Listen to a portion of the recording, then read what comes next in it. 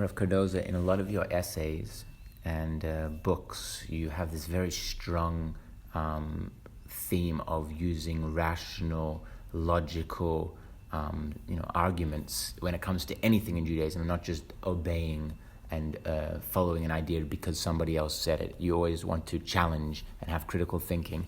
So I want to ask you about your beliefs regarding the next world, Olamhaba, and also about Tchiyat HaMeitim, the revival of the dead, which are seemingly ideas that are very hard to have critical thinking about because they are things that are beyond the limitations of the mind. So I want to ask you, what are your beliefs on such esoteric and mystical topics such as the next world, Olamhaba, and the revival of the dead?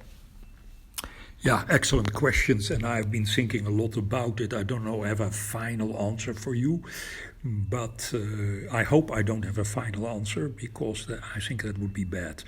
But first of all, I am not sure that the Jewish tradition actually teaches that there is an Olamhaba, that there is a world after this world. We don't find it anywhere in the Chumash. We don't find it as far as I know, in Nach. There are people who obviously are trying to see in certain Pesukim indications that it is there, but they are not convincing. They are often far-fetched. And the big question obviously is why, if there is indeed an Olamhaba, why is this not at all mentioned anywhere? The normal answer, I think the Maharal writes about it, is that the Torah is so much busy with this world and making a better world, that even schar and onesh are to be given here. Punishment and reward are to be given here in this world, like you see in V'haya im shamoa tishmeu. Yes, if you listen to the words of God, then you will have rain, you will have this, you will have that.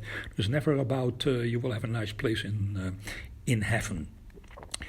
So when Maimonides and others later on made this part of the Jewish tradition, believing in this, and I come to the Tchiyat HaMeitim in a moment, I am not sure if we really need to accept this as an absolute fundamental within the Jewish tradition. I can see the Jewish tradition standing on its own and say all what we need to do here and what we are asked to do is to live by the commandments, to live in the presence of God, or try to live in the presence of God, and that's all what there is to it. If you then ask, is that all?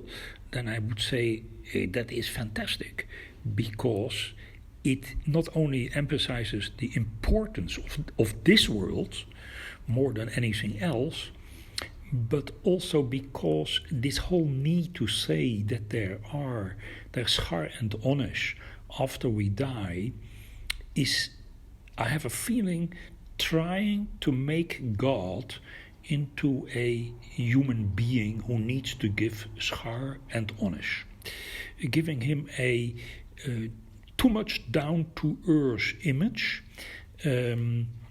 We want to believe that there is some reward for our mitzvot, and therefore we may have created this belief.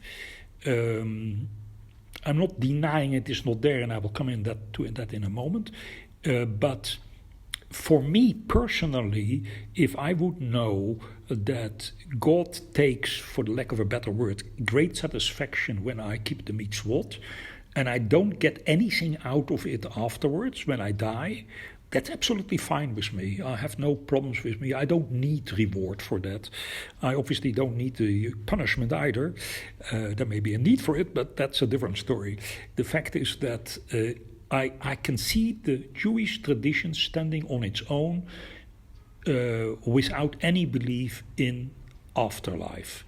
Now, if you ask me, do I believe in afterlife? Without that, I need to buy into one of the fundamentals of Maimonides or any other Ikarim.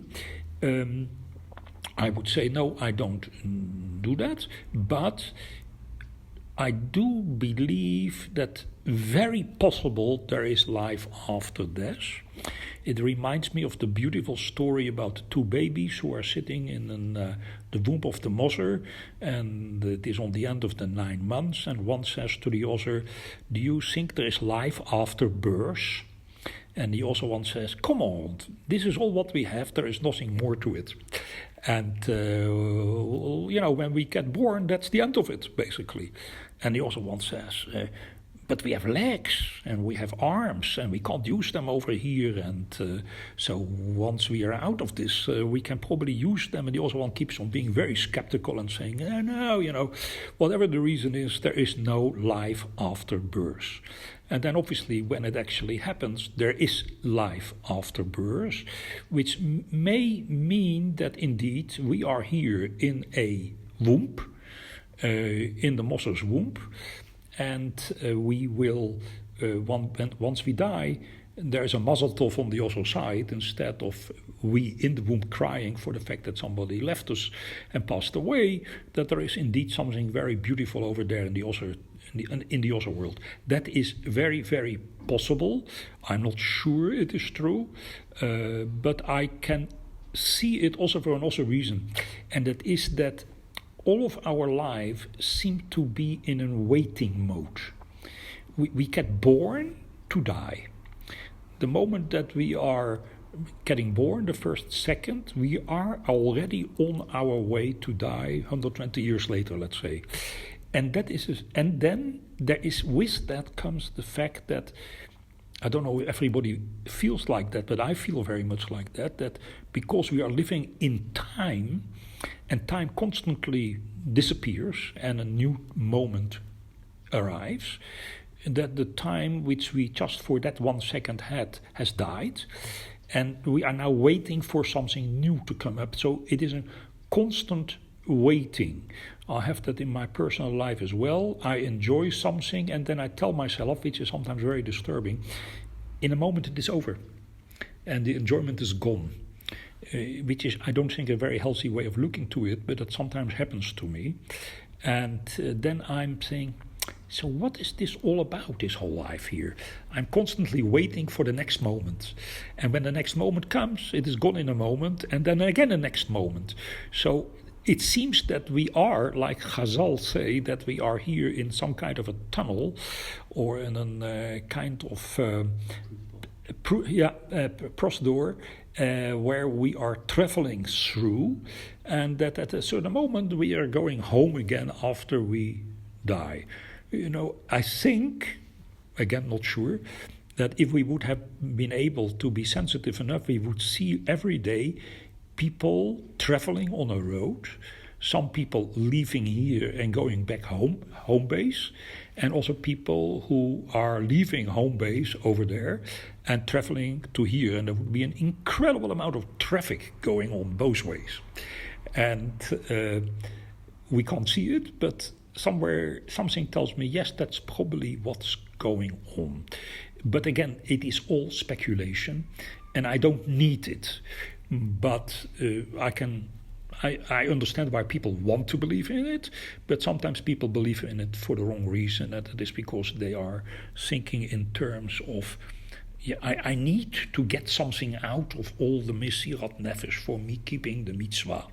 But as Chazal say, the schar of a mitzvah is a mitzvah, and it is not any kind of afterlife. Techiyat hametim, you know that Maimonides first did not include in the 13 principles Techiyat hametim, seems to have been forced to add them later on in the 13. So few scholars state, because Maimonides had problems with this Techiyat hametim, and that is, why do we need to get back in this place here? Is this place really so great that we really love to go back here? With all the problems and all the politics and the pain and so on. And even when it would not be, and it would all be very nice, would it not be more nicer in the world to come, instead of having to go back here? I think he struggled with that, and probably also because he was influenced by Aristo and didn't want to give a final position on that till he was forced into it. It reminds me of a joke that somebody once said, that somebody A couple dies, and they both go to heaven. And this is really very serious. And they are being received by the angel there. And the angel says, well, you have been good people. Let me show you what we have for you. So they go and they walk into a beautiful palace with a tennis court, with a swimming pool, and what everything is. And he says, the angel says, well, this is one option where you could live. So the man asks him, how much does it cost? And he says, nothing. This is you will get it. But before you decide, let me show you another place. So they go to even a bigger place with butlers and who knows what. Anyway, they go through all of it, and nothing costs any money. And then suddenly the husband says to his wife, why did you always make such healthy food? We could have been here much earlier.